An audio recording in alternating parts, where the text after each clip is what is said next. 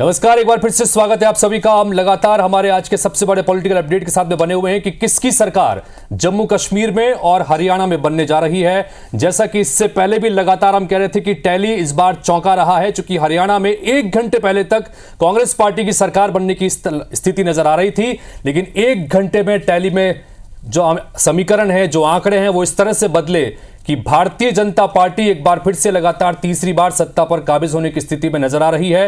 तो जम्मू कश्मीर में लगभग तस्वीर अब साफ होती जा रही है कि नेशनल कॉन्फ्रेंस और कांग्रेस का गठबंधन यहां पर सत्ता में काबिज हो सकता है, अगर यही जो स्थितियां हैं यही परिणामों में तब्दील होता है। तो इन सब के बीच चीजें क्योंकि इस बार के चुनाव प्रचार में हरियाणा में सबसे ज्यादा चर्चा अगर किसी की रही तो वो थी जलेबी की, और जलेबी को लेकर उसके बाद अब चर्चा इस तरह चल पड़ी है कि जैसे ही रुझानों में पहले कांग्रेस पार्टी आगे हुई, लगातार जलेबी बांटने का, जलेबी खिलाने का सिलसिला लगातार शुरू हो गया। और ये तस्वीरें भी देखिए, ये आपको तस्वीर दिखा रहे हैं भोपाल में कांग्रेस के दफ्तर की, जहां पर जीतू पटवारी ने अपने कार्यकर्ताओं से ये कहा कि कांग्रेस के बब्बर शेरों तैयार हो जाओ और जलेबी बनाओ और जलेबी खिलाओ। अभी जलेबी बंट रही है, किसके लिए बंट रही है, क्योंकि हरियाणा में तो परिणाम जो है पूरी तरह से पलटता नजर आ रहा है। और तो इसी पर लगातार हम बातचीत कर रहे हैं। इस वक्त हमारे साथ में स्टूडियो में IBC 24 के editor in chief Ravikant Mittal ji जुड़ गए हैं, उनसे बात करते हैं। रवि जी, 1 घंटे पहले हरियाणा की तस्वीर कुछ और थी और 1 घंटे बाद तस्वीर कुछ और। हालांकि कांग्रेस पार्टी के नेता अभी भी जलेबी बना रहे हैं,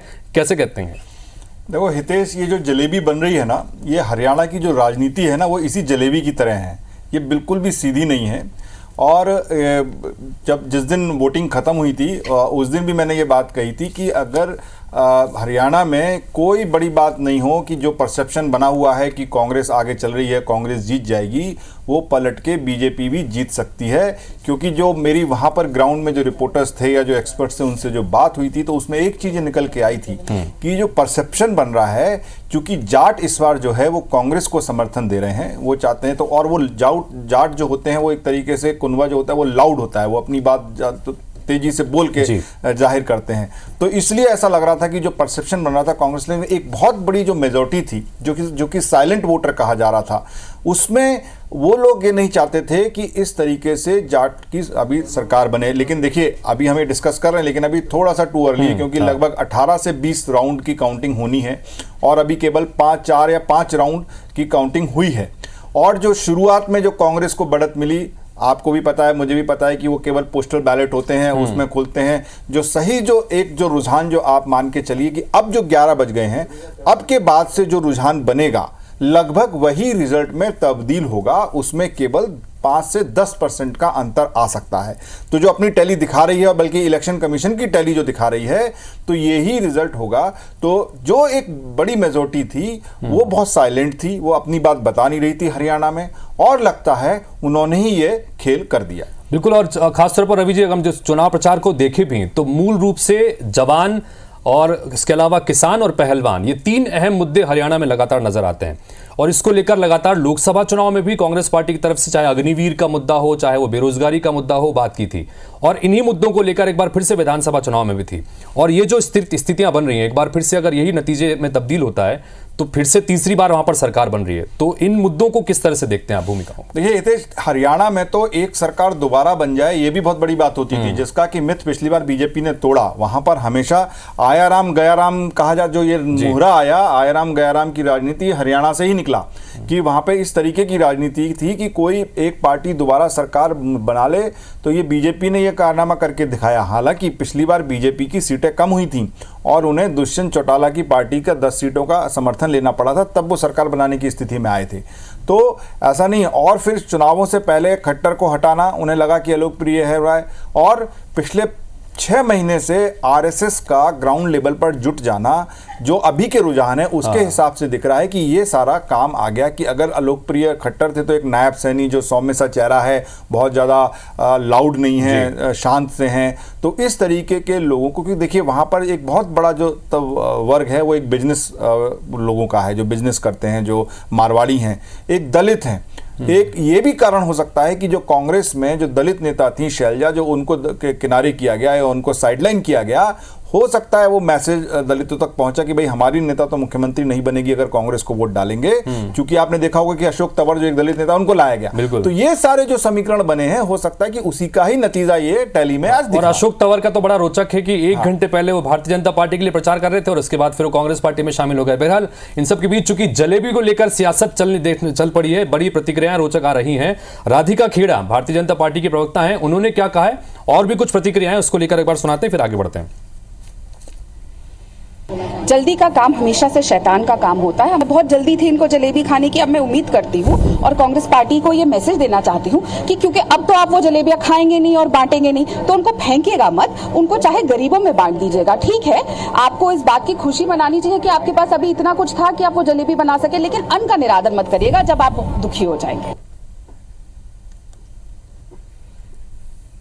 चलिए, नवीन कुमार सिंह हमारे सहयोगी इस वक्त भोपाल से सीधे जुड़ गए, उनके पास चलते हैं। नवीन, कांग्रेस पार्टी के दफ्तर में आप इस वक्त मौजूद हैं, जमकर जलेबियां वहां पर निकाली जा रही हैं, लेकिन हरियाणा में जिस बात को लेकर शुरुआत के रुझान में आकर ये जलेबियां बनाने का सिलसिला शुरू हुआ, वो तो पलटता नजर आ रहा है। अब ये जलेबियां जो बनेंगी वो किसको बटेंगी?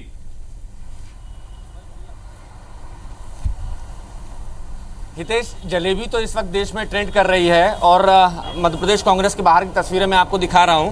हालांकि अब ये दावा है, सुबह कुछ देर पहले तक ये कहा जा रहा था हरियाणा और जम्मू कश्मीर की जलेबियां तली जा रही हैं, लेकिन जैसे ही फेरबदल हुआ उसके बाद अब ये कहा जा रहा है कि सिर्फ जम्मू कश्मीर की है जलेबियां। दोनों स्टेट के लिए, ये दोनों स्टेट के लिए जलेबी है। बात राजनीति की नहीं है, लेकिन आज जम्मू कश्मीर में पूरे देश की निगाह थी। 10 साल मोदी सरकार ने कहा कि जम्मू कश्मीर का विकास करेंगे, वो अहंकार से हुआ। जम्मू कश्मीर के लोगों को तोड़कर राजनीति करेंगे, वो एकता की जीत हुई।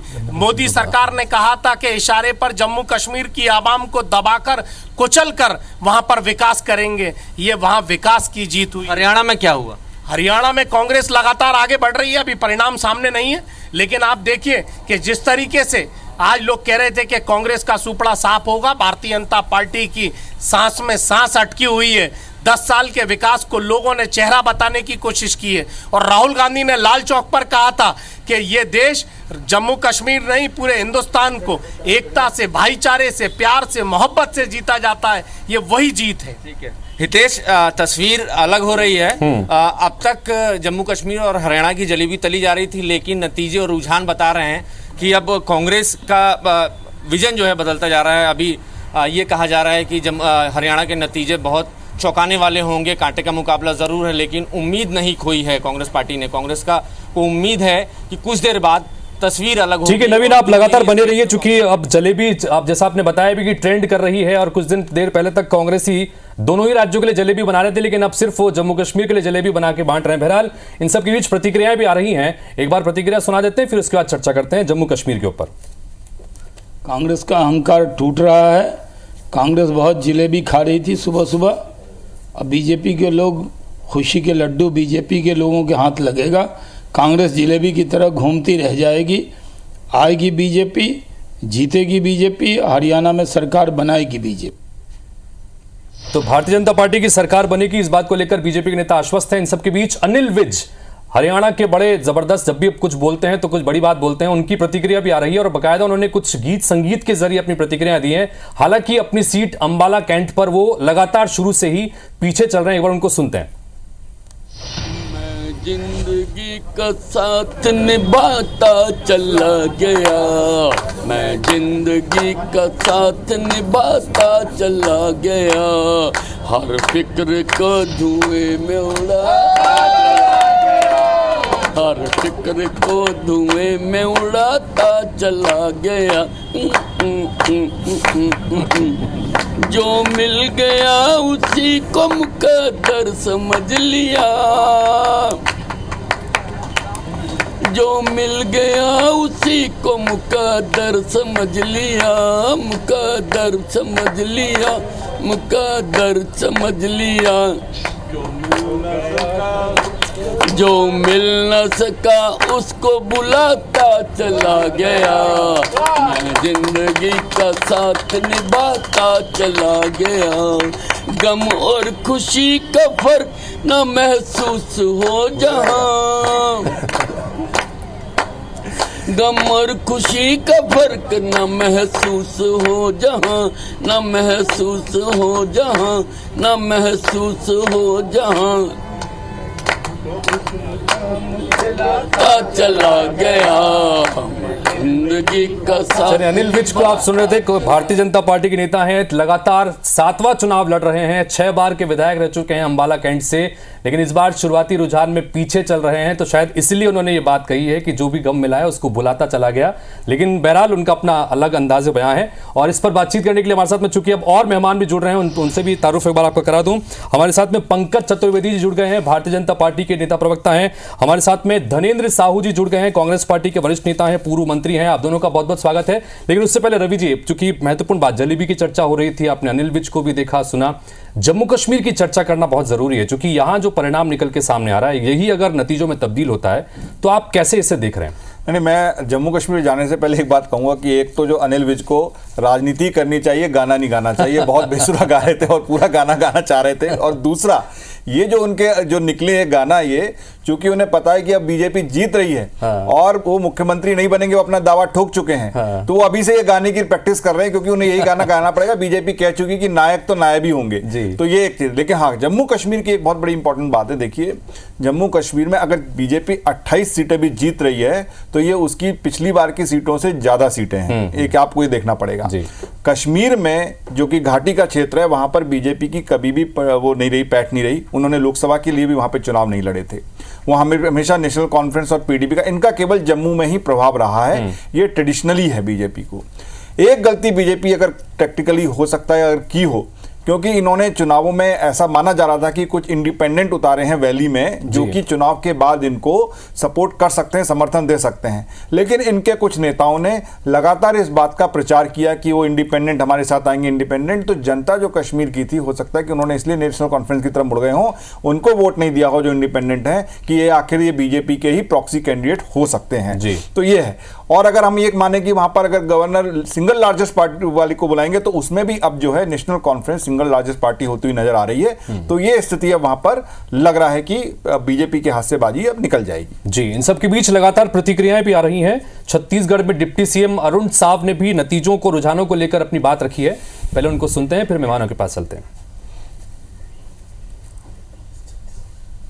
हरियाणा की दशा और दिशा भारतीय जनता पार्टी की सरकार ने, डबल इंजन की सरकार ने बदली है और हरियाणा की जनता ने उसी पर मुहर लगाकर तीसरी बार फिर से डबल इंजन की सरकार बनाने का निर्णय किया है।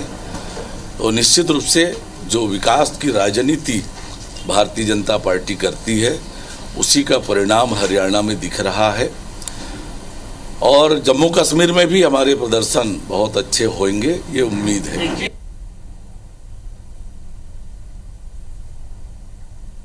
आज भी पूरे देश में बीजेपी पे लोग विश्वास करते हैं। ये इस बात का सूचक है, जिस प्रकार से 2023 में भी मध्य प्रदेश में कांग्रेस सरकार बन रही है, यही स्थिति इन्होंने हरियाणा में निर्मित की थी। यहाँ 163 सीट आएगी, शाम तक होते होते फिर से पूरा माहौल बीजेपी के पक्ष में होगा। बीजेपी जो बोलती वो करती है। तो तुलसी सिलावट का आप सुन रहे थे, मंत्री हैं मध्य प्रदेश में, और भारतीय जनता पार्टी अब कुल मिलाकर आश्वस्त है कि हरियाणा में भी उनकी सरकार बन रही है और जम्मू कश्मीर में भी बेहतर प्रदर्शन किया है। धनेंद्र साहू जी, आपकी प्रतिक्रिया चाहेंगे इस पूरे लेकर? जो आंकड़ा अभी निकल के सामने आ रहा है, कहां तो हरियाणा आप जीतने के दावे, कौन मुख्यमंत्री बनेगा, इन सब के दावे चल रहे थे, और अब स्थिति ऐसी आ गई कि एक बार फिर से तीसरी बार वहां पर बीजेपी की सरकार बनने की स्थितियां बन रही हैं। क्या कहेंगे इन रुझानों को?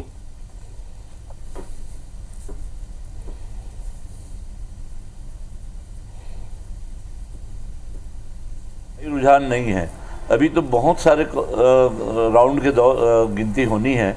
और निश्चित तौर पर जिस तरह से जो कम वोटों का अंतर जो दिखाई दे रहा है, उसको लेकर के, और हमारे वहाँ के जो नेता हैं, चाहे हुड्डा जी हो, शैलजा जी हो, इन लोगों का भी जो आत्मविश्वास है, जो बहुत निचले स्तर तक के जुड़े हुए हैं, निश्चित तौर पर गिनती के अंतिम राउंड होते तक कांग्रेस बहुमत में आएगी, कांग्रेस सरकार बनाएगी। और वही विश्वास हम लोग भी व्यक्त कर रहे हैं कि निश्चित तौर पर अंततः सरकार बनेगी, कांग्रेस की बनेगी हिमाचल में। आज जो पूरा प्रधानमंत्री पूरे अपनी केंद्र सरकार सहित पूरी ताकत लगा करके झोंके हैं आज हरियाणा या जम्मू कश्मीर में, लेकिन जो चुनाव के नतीजे बता रहे हैं कि पूरी तरह से भारतीय जनता पार्टी के पक्ष में नहीं है। इतना अधिक केंद्र सरकार में रह करके डबल इंजन की सरकार की बात करते हैं, लेकिन उतना ही विरोध नतीजे बता रहे हैं कि उनका कोई समर्थन केंद्र सरकार की डबल इंजन की नहीं रही है। कांग्रेस आज जिस परिस्थिति में रही 10 साल से विपक्ष में है, उसके बावजूद भी कांग्रेस का प्रदर्शन अभी तक काफ़ी अच्छा है और अंत तक उम्मीद है कि हरियाणा में हमारा पक्ष में आएगा। जम्मू कश्मीर में तो बहुत स्पष्ट सा है कि आज जिस जम्मू कश्मीर में आज जहां पर लगातार मोदी शाह के दोनों के दावे होते थे, लगातार वहां पर जिस तरह से लोगों की भावनाओं को कुचल करके जिस तरह से लोगों के ऊपर में आज 370 थोपी थी या अन्य और भी जिस तरह की जो वहाँ पर कार्रवाइयाँ हो रही है, उसके पूरे विरोध में वहाँ की जनता है, ये स्पष्ट आ गया है। अभी तक जो रुझान आ रहे कांग्रेस के पक्ष में जम्मू कश्मीर में, ठीक है, तो कुल मिलाकर कांग्रेस जो है जम्मू कश्मीर को अपने पक्ष में मानकर चल रही है और हरियाणा के लिए कहते हैं कि ये जो आंकड़े अभी दिख रहे हैं ये पलटेंगे, बदलेंगे, क्योंकि वहां की जनता ने कांग्रेस पर भरोसा किया है। इस पर प्रतिक्रिया मैं जरूर लूंगा। इस पर क्या कहते हैं पंकज जी और साथ ही रवि जी भी लगातार बने हुए हैं कि जो रुझान आ रहे हैं, जो परिणाम आ रहे हैं, जनता ने क्या मैसेज देने की कोशिश के जरिए की है, ये खास पेशकश लगातार जारी। लगातार हम बात कर रहे हैं नतीजों की कि 2 राज्यों के जो नतीजे आ रहे हैं वो आखिर किस तरफ इशारा कर रहे हैं। मेहमान लगातार बने हुए हैं। इन सबके बीच हमारे साथ में हमारे सहयोगी राजेश राज भी जुड़ गए हैं। उनके साथ इस वक्त छत्तीसगढ़ के डिप्टी सीएम अरुण साव मौजूद हैं। राजेश, उनसे सीधे बातचीत कीजिए। अब तक जो रुझान निकल के सामने आए, जो तस्वीर बन रही है, उसको लेकर उनकी क्या प्रतिक्रिया, खासतौर पर हरियाणा और जम्मू कश्मीर की भी बात कीजिएगा। जी बिल्कुल हितेश, हमारे साथ deputy CM Arun Sao sir है और उनसे सीधे सवाल करते हैं। हरियाणा में जो सर रुझान आ रहे हैं, 48 सीटों पर बीजेपी आगे है। एक वक्त ऐसा था जब 65 के करीब में कांग्रेस चली गई थी और जश्न का माहौल होने लगा था। क्या कहेंगे इस रुझान? देखिए, हरियाणा की जनता बखूबी जानती है कि हरियाणा का हक किसमें है, हरियाणा का हित कौन पार्टी कर सकती है, ये हरियाणा की जनता ने बखूबी समझ लिया है। 10 सालों में हरियाणा की जो दशा और दिशा बदली है डबल इंजन की सरकार के माध्यम से, तो निश्चित रूप से हरियाणा की जनता ने तीसरी बार भारतीय जनता पार्टी को मौका देने का निर्णय किया है। हरियाणा की जनता बधाई की पात्र है। एक तो एंटी इनकम्बेंसी का फैक्टर था, एग्जिट पोल के ऐसे रुझान आ रहे थे, पूरे माहौल ऐसे लग रहा था जैसे इस बार बीजेपी की सरकार नहीं बन रही है। जाट वर्ग अलग ही वोकल होकर के, मुखर होकर के विरोध कर रहा था। ऐसा कौन सा फैक्टर सर देखते हैं जिसने बीजेपी की पार्टी ये जो है बदल दी? सर देखिए, आज देश में भारतीय जनता पार्टी विकास की राजनीति करती है। सबका साथ, सबका विकास, इस मूल मंत्र को लेकर काम करते हैं और यही नतीजा है कि हरियाणा की जनता ने भारतीय जनता पार्टी पर एक बार फिर भरोसा जताया है। एक जो दलित फैक्टर का जो रहता है हरियाणा चुनाव में, बीजेपी ने उसको कैसे साथ लिया, कैसे न्यूट्रलाइज कर लिया, ये भी एक बड़ा दिलचस्प इशू है। मैंने जैसे कहा कि हम सबका साथ, सबका विकास, इस मूल मंत्र को लेकर चलते हैं और हरियाणा की जनता ने नरेंद्र मोदी जी के नेतृत्व को, भारतीय जनता पार्टी को स्वीकार किया है। निश्चित रूप से ये डबल इंजन की सरकार, मोदी जी के विकास के जो काम हैं उन पर भरोसा जताया है। 10 सालों में हरियाणा की दशा और दिशा हमने जो बदली है, हर वर्ग का कल्याण किया है, उसी का ये परिणाम दिखता है। जी, ये सर हरियाणा के रुझान है। जम्मू कश्मीर के रुझान भी थोड़े से है, हालांकि पीछे है, उसको कैसे देख रहे हैं? हरियाणा, जहाँ तक जम्मू कश्मीर की बात है, हमें उम्मीद है कि हमारा प्रदर्शन वहाँ भी अच्छा होगा। तो ये हितेश, डिप्टी सीएम अरुण साव और कहा कि सीधे सीधे तौर पर विकास वो काम है जिस पर जनता तीसरी बार मुहर लगा रही है और तमाम ऐसी अटकलें और तमाम वातावरण के बीच में एक बार फिर से बीजेपी सरकार बनाती हुई दिख रही है। चलिए राजेश, तो कुल मिलाकर जैसे कि सभी भारतीय जनता पार्टी के नेता खासतौर पर हरियाणा को लेकर बड़े उत्साहित हैं, लेकिन जम्मू कश्मीर पर भी चर्चा करना बहुत जरूरी है। जम्मू कश्मीर पर चर्चा करेंगे। पंकज जी भी हमारे साथ में बने हुए हैं, रवि जी बने हुए हैं, धनेन्द्र साहू जी बने हुए हैं। लगातार हम दोनों राज्यों के नतीजों को, रुझानों को लेकर बात कर रहे हैं। हरियाणा में अभी स्थिति लगभग साफ होती दिख रही है, क्योंकि बहुत समय से ये फिगर जो है यहीं पर अटक गया है। 48 पर बीजेपी, 36 पर कांग्रेस इस वक्त आ गए। तो वहीं जम्मू कश्मीर में भी 90 के 90 सीटों के रुझान आ चुके हैं और 49 पर इस वक्त कांग्रेस और एनसी गठबंधन आगे है। 27 सीटों पर बीजेपी है। पंकज जी, जानना चाहेंगे आपसे, चूंकि हरियाणा पे तो लगातार भारतीय जनता पार्टी के तमाम नेता बात कर रहे हैं, जम्मू कश्मीर पर बात करना भी जरूरी है। 10 साल पहले जब चुनाव हुए 25 सीटों पर आप थे, 10 साल बाद चुनाव हो रहे हैं, 27 पर इस वक्त आप हैं, तो कहां आपको लगता है, चूंकि लगातार बहुत बड़ा फोकस करने की बात भी सरकार द्वारा यहां पर की गई थी कि जम्मू कश्मीर में बहुत फोकस है, 370 हटा दिया गया, केंद्र शासित प्रदेश बन गया, लेकिन उसके बावजूद स्थिति बहुत बेहतर हुई नहीं बीजेपी के लिए। देखिए हितेश जी, राजनीति एक ऐसा जटिल विषय है कि जहां कई बार आप बहुत अच्छा काम करते हैं पर प्रतिसाद और परिणाम उसके अनुकूल नहीं मिल पाते। तो शायद हो सकता है जम्मू कश्मीर में अभी भारतीय जनता पार्टी को और श्रम करने की आवश्यकता हो, और हम इस सच को स्वीकार करते हैं कि जम्मू क्षेत्र में तो भारतीय जनता पार्टी बहुत सबलता के साथ काम करती है, पर कश्मीर घाटी का जो क्षेत्र है वहाँ हमको और अपने संगठन को सशक्त करने की आवश्यकता है। शायद इसी के चलते ऐसी स्थिति बनी कि एक ऐतिहासिक काम जो नरेंद्र मोदी जी की सरकार ने किया कि धारा 370 को विलोपित किया स्थायी रूप से, और धारा 370 के बाद वो तमाम सुविधाएं जम्मू कश्मीर के लोगों को मिली। लेकिन हितेश जी, जनमत है, हम जनमत का आदर करते हैं। हम तो हरियाणा को लेकर बात कर रहे हैं कि हरियाणा को लेकर मध्य प्रदेश में या भोपाल में कांग्रेस कार्यालय में जलेबी पट रही थी, जीतू भाई की जलेबी, लेकिन जीतू भाई की जलेबी की दुकान भी पिट गई। राहुल गांधी जी जिस प्रकार की राजनीति करते थे हरियाणा को लेकर, अभी हरियाणा में हितेश जी कांग्रेस जो है वो 35 सीटों से पीछे है लीड, और बीजेपी 50 सीटों से ज़्यादा आगे। उन 50 सीटों में से 45 सीटों पर बीजेपी का मार्जिन 5000 से अधिक है। वो विनेश फोगाट जैसे लोग जो 8000 वोटों से पीछे काउंटिंग छोड़कर अपने घर की तरफ जा चुके हैं। ये स्थिति हरियाणा की है। तो भारतीय जनता पार्टी हरियाणा को इसलिए ज़्यादा फोकस कर रही है सर रिजल्ट को कि हम 10 साल से वहाँ सरकार में थे, और ये था कि बस इस बार तो वापसी हो गई और खट्टर जी को हटा दिया, नायब सिंह सैनी को आ गए, वो नायक नहीं होंगे, तमाम प्रकार की बातचीत और जिस प्रकार का द्वंद्व था कि आज हमारी सरकार बन रही है, कल बन रही है, और अग्निवीर को लेकर झूठा प्रचार प्रसार, वीर जवानों को झूठा प्रचार प्रसार, किसानों के को लेकर झूठा प्रचार प्रसार। धनेंद्र जी, इस पर अपनी प्रतिक्रिया दीजिएगा। वो कह रहे हैं कि झूठा प्रचार कांग्रेस पार्टी की तरफ से किसानों के संदर्भ में, जवानों के संदर्भ में, पहलवानों के संदर्भ में किया, इसलिए ये परिणाम हरियाणा में फिर से आ रहा है आपके सामने। धनेंद्र जी,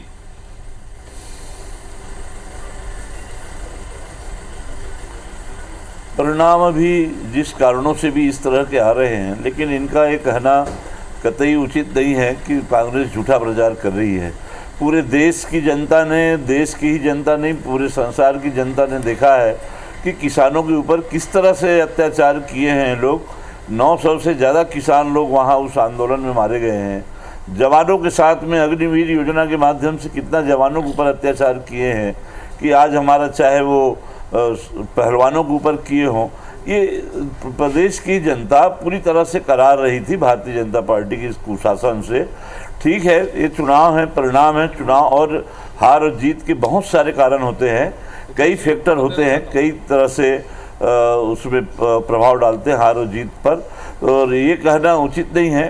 पूरी तरह से आज इनकी पूरी यहाँ पर सरकार है, उन्होंने 2 बार मुख्यमंत्री उनको हटाना पड़ा है। उनकी सरकार अच्छी होती तो थोड़ी ना 2 बार मुख्यमंत्री बदलना पड़ता।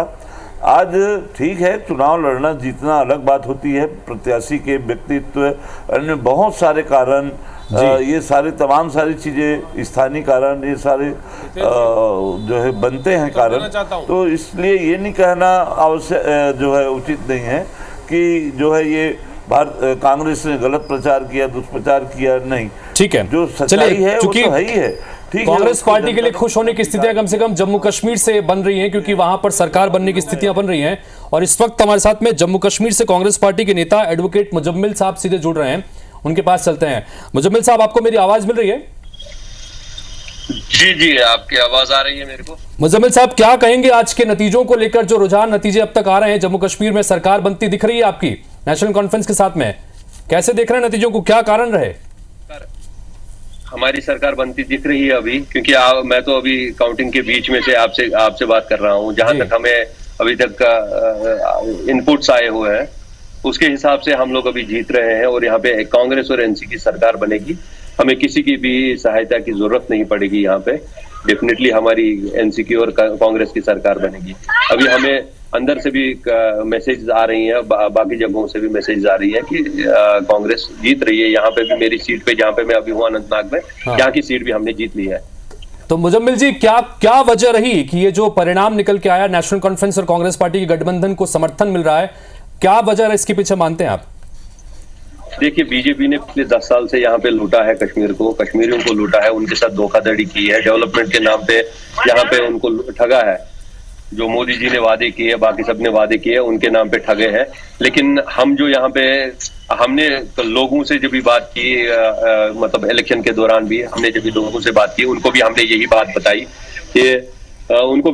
बात बताई और लोगों ने भी हमसे यही बात कही कि तकलीफ में है पिछले 10 सालों से, यहाँ के अवाम तकलीफ में है, क्योंकि डेमोक्रेसी को छीना गया था पिछले 10 साल से यहाँ पे। अभी बहाल की गई, अगर सुप्रीम कोर्ट ने इसमें इंटरफेयर नहीं किया होता तो ये यहाँ पे इलेक्शन नहीं करवाते। डायरेक्टली दिल्ली से राज क्योंकि आप थोड़े जल्दबाजी में हैं, इसलिए मैं आपसे बैक टू बैक सवाल कर रहा हूं। एक बात ये कि नेशनल कॉन्फ्रेंस ने अपने मैनिफेस्टो में सीधे सीधे इस बात का जिक्र किया कि सरकार आती है तो 370 को बहाल करेंगे। कांग्रेस पार्टी ने कहीं कोई स्टैंड अब तक इस पर लिया नहीं है, सरकार बनती नजर आ रही है। अब कांग्रेस का क्या स्टैंड है इसके ऊपर? देखिए 370 पे कोई टिप्पणी मैं करूंगा नहीं, क्योंकि हमारा स्टैंड क्लियर रहा है, हमारा मैनिफेस्टो क्लियर रहा है। हम लोगों को जॉब्स देंगे, हम लोगों को जॉब्स देंगे, रोजगार देंगे। यहाँ पे जो बेरोजगारी फैली है पिछले 10 साल से, यहाँ पे जो बेरोजगारी फैली है, हम उनको। रवि जी, आप चूंकि आप सुन भी रहे थे उनको, तो खासतौर पर चूंकि हम कश्मीर को लेकर चर्चा कर भी रहे थे, आप इसको किस तरह से देख रहे हैं? क्योंकि दो ऐसी पार्टियां जो लोकल लेवल पर काम करती रही हैं, पीडीपी और नेशनल कॉन्फ्रेंस, दोनों ने अपने मैनिफेस्टो में इस बात का जिक्र किया कि हमारी सरकार बनती है तो 370 को बहाल करेंगे। लेकिन परिणाम पीडीपी लगभग साफ हो गई, नेशनल कॉन्फ्रेंस सबसे बड़ी पार्टी बनकर उभर रही है। क्या वजह देखते हैं? देखिए, मैं आपको एक चीज़ बता दूं कि 370 को बहाल करना कोई ऐसा आसान काम नहीं है और कोई राज्य की पार्टी नहीं कर सकती है। ये केवल एक वहाँ पर एक नैरेटिव बनाने की कोशिश है और बात है, और वो भी उसका भी असर केवल घाटी में कश्मीर में ही होगा, अगर होगा तो। क्योंकि ये एक जो चीज़ हो चुकी है, अब ये हो चुकी है, अब ये दोबारा ये पार्टियां नहीं कर सकती हैं। लेकिन जो प्रभाव रहा है, हालांकि उमर अब्दुल्ला अभी हार गए थे लोकसभा चुनाव में, लेकिन जब विधानसभा के चुनाव होते हैं मुद्दे अलग होते हैं। और कश्मीर घाटी में लोगों ने मानते हैं कि जी अच्छा हो गया है, पत्थरबाजी बंद हो गई है, टूरिज्म इस समय सबसे ज़्यादा हुआ है, पिछले सालों में इस समय सबसे ज़्यादा टूरिस्ट वहाँ पर पहुँचे हैं, लोगों को रोज़गार मिल रहा है, नई चीज़ें हो रही हैं, ये सब अच्छा है। लेकिन हम बीजेपी को वोट नहीं देंगे। जब हम रिपोर्टिंग देख रहे थे तो इस तरीके के वहाँ से रुझान आ रहे थे। तो यही वो इन नतीजों में भी दिख रहा है कि जो जम्मू रीजन है वहाँ पर बीजेपी अच्छा कर रही है, पिछली बार से उसको सीटें ज़्यादा मिल रही हैं। लेकिन यहाँ पर जो कश्मीर में स्पेस है वो पूरा नेशनल कॉन्फ्रेंस ने खा लिया है, वो पीडीपी का भी खा लिया, क्योंकि पीडीपी सबसे सिंगल लार्जेस्ट पार्टी थी पिछली बार। तो ये वो एक वहाँ पर कि हमारी पार्टी एक बने, वो सरकार बने, उसी का है। और कांग्रेस और दोनों ने मिलकर लड़ा तो वो जो वोट वो नहीं कटे, उसका भी इनको फायदा हो रहा है। तो ये जो समझ में आ रहा है कश्मीर में, इसी का फल है ये। हमारे साथ में इस वक्त मोहित कंधारी जी भी जुड़ गए हैं, जो कि वरिष्ठ पत्रकार हैं, कश्मीर से सीधा हमारे साथ में हैं। उनसे भी जमीनी हालात को जानकारी लेते हैं आपसे। मोहित जी, स्वागत है आपका IBS 24 पर। जानना चाहेंगे कि ये जो परिणाम रुझान आए हैं, क्योंकि ऑलमोस्ट अभी 52 सीट पर कांग्रेस और एनसी गठबंधन आगे बढ़ चल रहा है, क्या आप लोगों ने, चूंकि जाहिर तौर पर बड़ी करीब से चुनाव को देखा, जमीन पर आपने कवर भी किया होगा, क्या इसके पीछे वजह मानते हैं ये जो परिणाम आ रहे हैं?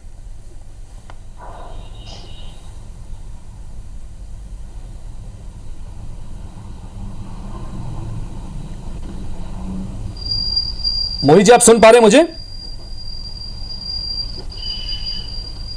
ठीक है, मोहित जी तक शायद मेरी आवाज पहुंच नहीं पा रही है। तो पंकज जी, इस पर क्या प्रतिक्रिया आपकी? चूंकि अभी जो बात यहां से हमने अभी मुजम्मिल साहब को जोड़ा था, कांग्रेस पार्टी के नेता, वो कह रहे हैं कि केंद्र सरकार के खिलाफ और खासतौर पर भारतीय जनता पार्टी के खिलाफ बड़ी नाराजगी थी और वो यहां पर इस तरह से वोटों में परिलक्षित हुई है। कैसे देख रहे हैं इसे? देखिए हितेश जी, मुजम्मिल साहब ने मुकम्मल उत्तर नहीं दिया। आपने उनसे सीधा सवाल पूछा कि 370 पर क्या स्टैंड है कांग्रेस पार्टी का, और जैसा रवि जी ने कहा कि ये किसी के दम में नहीं है कि वो धारा 370 की वापस बहाली कर ले।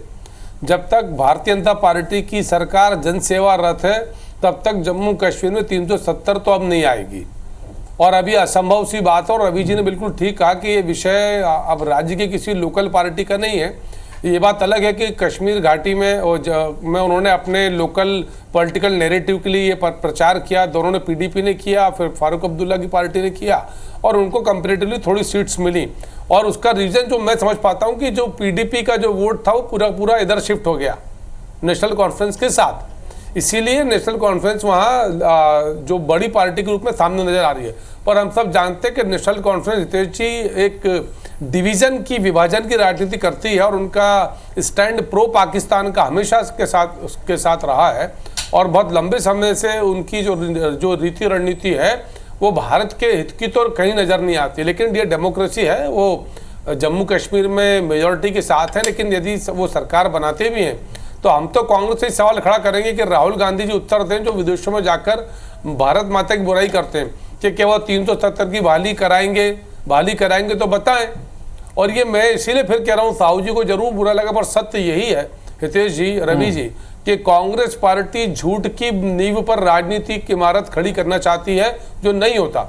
आप तो बताइए कि यदि देश में, पूरे दुनिया में पहलवानों का भी आइकॉन कौन थी? विनेश फोगाट। निश्चित तौर पर उन्होंने अच्छा प्रदर्शन किया पहलवान के तौर पर, लेकिन राजनीति के अखाड़े में तो परास्त हो गई। 7-8 हजार वोट से पीछे और मैदान छोड़कर, काउंटिंग छोड़कर जा चुकी हैं वो। तो यदि पहलवानों के प्रति अन्याय किया होता कथित तौर पर, जैसा कांग्रेस कहती है, तो उस आंदोलन की सबसे बड़ी चेहरा, बड़ी पहलवान परफॉर्मर, कांग्रेस पार्टी के स्टार कैंपेनर, जिनको लिए पूरी कांग्रेस पार्टी ने पलक पावड़े बिछा दिए, मुझे आपत्ति नहीं, कांग्रेस तक को अधिकार है, एक महिला है, उनका आदर करते हैं, ठीक है। पर यदि पॉलिटिकल स्टैंड की बात करें तो यदि पहलवानों का यदि कोई साथ बीजेपी ने गलत किया होता तो विनेश फोगाट चुनाव क्यों हारी? जीतना था ना उनको, वो तो सबसे बड़ी आइकॉन थी उस मूवमेंट का, पहलवानों का जो मूवमेंट था। तो ये झूठ है। ठीक है, इस पर दलिन जी की प्रतिक्रिया मैं जरूर लूंगा, लेकिन इस वक्त हमारे साथ में मोहित जी जुड़ गए हैं, एक बार मैं उनको भी चर्चा में शामिल कर लेता हूं। मोहित जी, अगर आप तक आवाज आ रही है, चूंकि मैंने सवाल यही किया था कि जम्मू कश्मीर में ग्राउंड पर आपने चुनाव को बड़े करीब से देखा है, इस बार जो परिणाम निकल के सामने आ रहे हैं, आप किस वजह से इस परिणाम को देखते हैं? और जम्मू और कश्मीर, इन दोनों रीजन को अगर बाइफरकेट करके आप बता सकें कि क्यों इस तरह की स्थितियां बन रही हैं। जी नमस्कार हितेश जी, सबसे पहले मैं आपको ये बताऊं कि कम से कम जो परिणाम आए हैं हम लोगों के लिए वो अचंभे वाले बिल्कुल नहीं हैं। जो हमने चुनाव की कैंपेन के दौरान देखा, कैसे कैंपेन बिल्डअप हुआ, भाजपा ने कितनी ताकत झोंकी और कांग्रेस कैसे इवन कैंपेन के दौरान नदारत थी ग्राउंड पर। अगर आपको मैं मुख्य बिंदु बताऊं कि जब समझौता हुआ था नेशनल कॉन्फ्रेंस और कांग्रेस के बीच में कि वो मिलकर चुनाव लड़ेंगे और प्री पोल अलायंस करेंगे, उस दिन के अलावा हमने सिवाय डॉक्टर अब्दुल्ला को एक रैली में देखा राहुल गांधी के साथ, कभी भी हमने उमर अब्दुल्ला साहब को, राहुल गांधी को एक चुनाव प्रचार की एक रैली में एक साथ नहीं देखा। बल्कि जहां वो फ्रेंडली कंटेस्ट भी कर रहे थे, वहां पर दोनों पार्टियों के जो कार्यकर्ता हैं और नेता जो हैं वो बहुत तीखे बयान एक दूसरे के खिलाफ दे रहे थे और कैंपेन को के दौरान वो चल रहा था ये सब उनका आपस का लड़ाई झगड़ा। परंतु जब सेकंड फेज आया और थर्ड फेज आया, उसमें जो है कहीं ना कहीं नेशनल कॉन्फ्रेंस ने ये समझा कि ग्राउंड पे उसे कांग्रेस की बुराई ना कर अपने आप को कंसोलिडेट करना है। तो उन्होंने सेंट्रल कश्मीर और नॉर्थ कश्मीर में अपने आप को फोकस किया और आप देख रहे हैं नॉर्थ कश्मीर में जहां पीडीपी ने पिछली दफा 9 में से 7 सीटें जीती थी, वहां इवन अवामी इत्तेहाद पार्टी के जो इंजीनियर रशीद को इंट्रोड्यूस किया गया कैंपेन में, उसके बावजूद नेशनल कॉन्फ्रेंस वहां बड़ी मात्रा में सीट जीत के आ रही है। सज्जाद लोन जो पीपल्स कॉन्फ्रेंस का हंदवारा और कुपवाड़ा में उनका बेस था, वो ट्रेल कर रहे हैं। खुद इंजीनियर रशीद के भाई जो है लंगेट कॉन्स्टिट्यूंसी से पीछे चल रहे हैं। तो कहीं ना कहीं नेशनल कॉन्फ्रेंस ने एक समय पे कोर्स करेक्शन करते हुए अपनी रणनीति को जो है साधा और उसी का नतीजा है कि जहां वो खुद एक्सपेक्ट कर रहे थे हम 35 सीट्स जीतेंगे, वहां उनका आंकड़ा कहीं 40 के भी पार जाता दिख रहा है। अभी वो स्टेबल हैं 39 और 40 के नंबर पे, परंतु जिन राउंड्स में क्लोज कंटेस्ट चल रहा है वहां पर जो है नेशनल कॉन्फ्रेंस जो है अपना रिटेन कर रही है। मोहित जी, अगर दूसरा एक और पहलू है वो है भारतीय जनता पार्टी। इस चुनाव में बड़ा भारतीय जनता पार्टी के स्टेक्स पे लगे हुए थे, क्योंकि 370 को हटाना, उसके बाद राज्य के दर्जे को बदलना, तो भारतीय जनता पार्टी ने बड़ा फोकस पिछले कुछ समय से यहाँ पर किया था, लेकिन बीजेपी उस तरह से यहाँ पर प्रदर्शन नहीं कर पाई। जम्मू संभाग पे था। देखिए उनका जो फोकस है वो जम्मू संभाग की जो 43 जो सीट्स हैं उसमें मुख्यतः 26 सीटें ऐसी हैं जो हिंदू बहुल क्षेत्र हैं।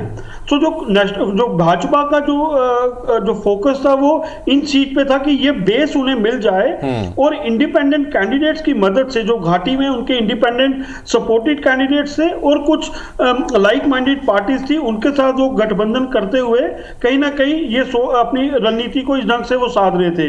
परंतु जो आंकड़े इस समय तक अभी भाजपा के जो आए हैं, वो जहां 28 और 26 के बीच में वो कहीं उनकी जो गाड़ी जो है वो रुक गई है, वो इस वजह से क्योंकि घाटी में उनको जो है कहीं पर भी कोई ना उनके सहयोगी दलों को एक आध सीट को छोड़कर, जिसमें अपनी पार्टी के कुछ कैंडिडेट एक सीट पे, दो सीट पे कुछ रोम में आगे चल रहे थे, बाकी उसके अलावा उनकी जो अभी आपने अगर देखा होगा, जो जम्मू के प्रधान है रविंद्र रैना, वो अपनी सीट से नौशहरा में 9000 प्लस वोट से ट्रेल कर रहे हैं। सुनील शर्मा जो बड़ा नाम है किश्तवाड़ से, उन्होंने पिछली दफा जो है किश्तवाड़ सीट जीती थी, इस दफा पाडर नागसरी से वो कंटेस्ट लड़ रहे हैं। वो नेशनल कॉन्फ्रेंस की पूजा ठाकुर से 4000 के ज्यादा मार्जिन से पीछे चल रहे हैं। वहां पर होम मिनिस्टर अमित शाह जी ने और राजनाथ सिंह जी ने खुद वहां रैली की, प्रधानमंत्री ने डोडा में जाकर रैली की, परंतु जो लोकल वोटर है वो कहीं ना कहीं आप बोलिए धर्म के नाम पर वहां पर वोटिंग हुई है, वर्टिकल स्प्लिट हुआ है बिटवीन हिंदूज एंड मुस्लिम्स, क्योंकि जो वहां का जो आंकड़ा है वो 50% और 55 और 45% का जो है आंकड़ा है, जो आपका पॉपुलेशन का जो प्रोफाइल है, डेमोग्राफी है। तो कहीं ना कहीं तो कुल मिलाकर जिस तरह से मोहित जी आप बता रहे हैं, तो घाटी जो है वो एक निर्णायक फैक्टर साबित हुई है कश्मीर के नतीजों में। घाटी में जहां नेशनल कॉन्फ्रेंस ने एक तरफा प्रदर्शन किया है, और इसी घाटी से जहां भारतीय जनता पार्टी को उम्मीद थी कि इंडिपेंडेंस जो वहां पे मैदान में लड़ रहे हैं उनका समर्थन, लेकिन वो हो नहीं पाया, और इसी वजह से इस तरह के रुझान आ रहे हैं जी। और जिस तरह हरियाणा में देखिए जो भाजपा का जो अपना आंकड़ा है 28 सीट में, उनको जो कम से कम 15 सीटें और चाहिए थी, वो 15 मिलके पीडीपी और इंडिपेंडेंस भी उनको दे पाने की स्थिति में नहीं है। हाँ, और यही वजह की वजह से इस तरह की स्थितियां बन रही हैं। हरियाणा में की भी बात करेंगे, क्योंकि छोटा सा मुझे ब्रेक लेना है यहाँ पर। हरियाणा में भारतीय जनता पार्टी ने अर्धशतक लगा दिया है, 50 सीटों पर इस वक्त पार्टी के उम्मीदवार आगे चल रहे हैं। तो कुल मिलाकर इस पर भी बातचीत करेंगे, सभी मेहमान बने हुए हैं। छोटे से ब्रेक के लिए पिछली बार दुष्यंत के साथ मिलकर उनकी 50 हुई थी, 40 हुई थी, इस बार अकेले 50 ला रहे हैं, तो एक बड़ा अचीवमेंट है। बिल्कुल, इस पर बात करेंगे छोटे से ब्रेक के बाद।